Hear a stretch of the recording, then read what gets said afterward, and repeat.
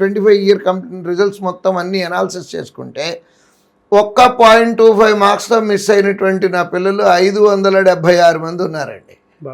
0.25తో miss అయినటువంటి పిల్లలు 576, 0.5తో miss అయిన వాళ్ళు 1000 ఆర్డ్ ఉన్నారండి. అంటే రియల్ లైఫ్లో 0.25కి 0.5కి పెద్ద ఎక్కువ ఫీలింగ్ ఉండదు, కానీ as it comes to competitive exam it is most important అండి.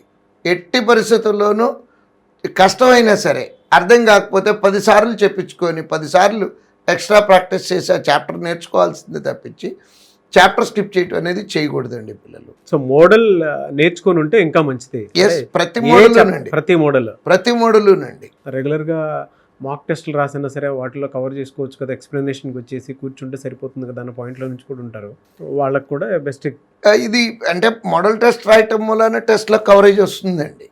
కాకపోతే కష్టంగా ఉంది అని వదిలేయకూడదు అంటున్నానండి. నేర్చుకోవటం లెర్నింగ్లో టఫ్నెస్ ఉంది అని చెప్పి వదిలేయకూడదు అంటున్నాను నేను. మీ డ్రీమ్ గవర్నమెంట్ జాబ్ కనుక అయితే మీరు 1 ఇయర్లో కనుక గవర్నమెంట్ జాబ్ క్రాక్ చేయాలి అని అంటే 6 మంత్స్ నుంచి 1 ఇయర్ లోపు స్క్రీన్ మీద శ్రీధర్ సిసి కాంటాక్ట్ నెంబర్ కనిపిస్తుంది.